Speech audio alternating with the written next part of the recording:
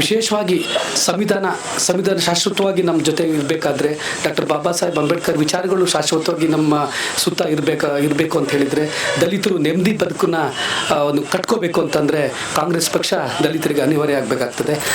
ಹೊಳೆನರಸೀಪುರದಲ್ಲಿ ಏನು JDSನವರು ಹಿಂದೆ ಮಾಜಿ ಪ್ರಧಾನಿಗಳಾದರು, ಮಾಜಿ ಮುಖ್ಯಮಂತ್ರಿಗಳಾದರು, ಮಾಜಿ ಮಂತ್ರಿಗಳಾದರು, ಈಗ ಹಾಲಿ ಶಾಸಕರಿದ್ದಾರೆ, ಸಂಸದರಿದ್ದಾರೆ, ವಿಧಾನ ಪರಿಷತ್ ಸದಸ್ಯರಿದ್ದಾರೆ, ಎಲ್ಲವೂ ಸಹ ಅಧಿಕಾರನ ಪಡ್ಕೊಂಡಿದ್ದಾರೆ.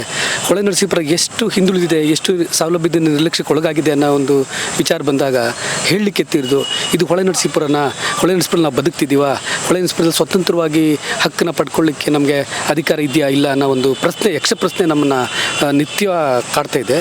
ಇದಕ್ಕೆಲ್ಲ ಒಂದು ಪರಿಹಾರ ಸಿಗಬೇಕು ಅಂತಂದರೆ ಈ ಪ್ರಸ್ತುತ ಈ ಒಂದು ಲೋಕಸಭಾ ಚುನಾವಣೆಯಲ್ಲಿ ಕಾಂಗ್ರೆಸ್ ಪಕ್ಷದ ಅಭ್ಯರ್ಥಿ ಶ್ರೇಯಸ್ ಎಂ ಪಟೇಲ್ರವರ ಗೆಲುವು ಹಾಸನ ಜಿಲ್ಲೆಗೆ ಒಂದು ದೊಡ್ಡ ಶಕ್ತಿಯಾಗಿ ಹೊರಹೊಮ್ಮಲಿದೆ ಅನ್ನೋ ಒಂದು ಅಭಿಪ್ರಾಯ ನಿಮ್ಮ ಮೂಲಕ ವ್ಯಕ್ತಪಡಿಸ್ತೀವಿ. ಏನಾದರೂ ಇದು ವಿಶೇಷವಾಗಿ ಸಂವಿಧಾನ ಶಾಶ್ವತವಾಗಿ ನಮ್ಮ ಜೊತೆ ಇರಬೇಕಾದ್ರೆ ಡಾಕ್ಟರ್ ಬಾಬಾ ಸಾಹೇಬ್ ಅಂಬೇಡ್ಕರ್ ವಿಚಾರಗಳು ಶಾಶ್ವತವಾಗಿ ನಮ್ಮ ಸುತ್ತ ಇರಬೇಕು ಅಂತ ಹೇಳಿದರೆ ದಲಿತರು ನೆಮ್ಮದಿ ಬದುಕನ್ನ ಒಂದು ಕಟ್ಕೋಬೇಕು ಅಂತಂದರೆ ಕಾಂಗ್ರೆಸ್ ಪಕ್ಷ ದಲಿತರಿಗೆ ಅನಿವಾರ್ಯ ಆಗಬೇಕಾಗ್ತದೆ. ಹಾಗಾಗಿ ಕಾಂಗ್ರೆಸ್ ಪಕ್ಷಕ್ಕೆ ಎಲ್ಲರ ಒಂದು ಸಹಕಾರ, ಎಲ್ಲರ ಆಶೀರ್ವಾದ ಬಹುಮುಖ್ಯವಾಗಿ ಬೇಕಾಗಿದೆ ಅಂತ ನನ್ನ ಅನಿಸಿಕೆ. ಯಾಕೆ ಸರ್ ಈ ಸಲ ಇವ್ರು ಬೇಡ, ಪ್ರಜ್ವಲ್ ರೇವಣ್ಣ ಯಾಕೆ ಬೇಡ ಅಂತಿದ್ದೀವಿ? ಪ್ರಜ್ವಲ್ ರೇವಣ್ಣವರು ಒಂದು ರೀತಿಯಲ್ಲಿ ಅವರು ಯುವಕರಾಗಿದ್ದರೂ ಸಹ ಹಿರಿಯವ್ರನ್ನ ಮತ್ತು ಅತ್ಯಂತ ಅವ್ರ ಪಕ್ಷದಲ್ಲೇ ಸಹ ಹಿರಿಕರನ್ನ ಅವ್ರು ಮಾತಾಡ್ಸೋ ಅಂಥ ರೀತಿ, ಅವ್ರನ್ನ ಕಾಣೋ ಅಂಥ ರೀತಿ ಭಾಳಷ್ಟು ಅಸಹ್ಯ ತರ್ತದೆ ಅನ್ನೋ ಒಂದು ವಿಚಾರನ ಆ ಪಕ್ಷದ ಮುಖಂಡಗಳೇ ನಮ್ಮ ಹತ್ರ ವ್ಯಕ್ತಪಡಿಸೋ ಅಂಥ ಒಂದು ಸಂದರ್ಭ ನಾವು ಕಂಡಿದ್ದೇವೆ.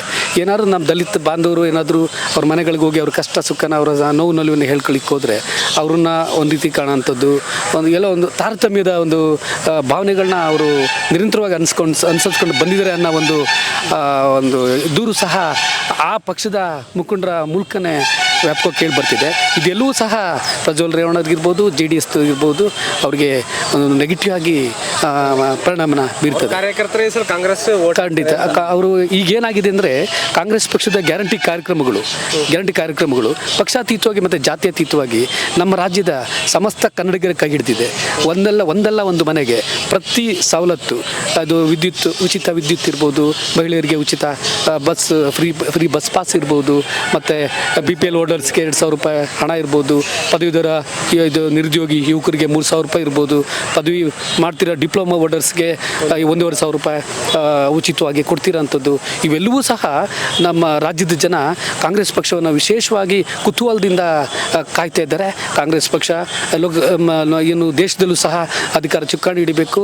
ಆ ಮೂಲಕ ನಮ್ಮ ದೇಶದ ವಿಚಾರ ಬಂದಾಗ ನಮ್ಮ ಕಾಂಗ್ರೆಸ್ ಪಕ್ಷದ ರಾಷ್ಟ್ರೀಯ ಅಧ್ಯಕ್ಷರಾದ ಸನ್ಮಾನ್ ಶ್ರೀ ಮಲ್ಲಿಕಾರ್ಜುನ್ ಖರ್ಗೆರವರು ಮತ್ತು ಹಾಗೆ ರಾಹುಲ್ ಗಾಂಧಿ ಸಾಹೇಬರು ಇವತ್ತು ಮಹಿಳೆಯರಿಗೆ ಪ್ರತಿ ವರ್ಷಕ್ಕೆ ಅದು 1 ಲಕ್ಷ ರೂಪಾಯಿನ ಉಚಿತವಾಗಿ ಕೊಡ್ತೀವಿ.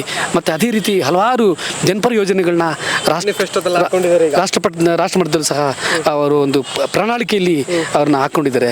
ಇವೆಲ್ಲವೂ ಸಹ ಕಾಂಗ್ರೆಸ್ ಪಕ್ಷವನ್ನು ಕೈ ಹಿಡಿತದೆ. ಆ ಮೂಲಕ ಕಾಂಗ್ರೆಸ್ ಪಕ್ಷದ ಅಭ್ಯರ್ಥಿಗಳು ರಾಜ್ಯಾದ್ಯಂತ ಜಯದ ನಗೆನ ಬೀರ ಅಂತ ಒಂದು ಸಂದರ್ಭ ಹೆಚ್ಚಾಗಿ ಕಂಡು ಬರ್ತಾ ಇದೆ.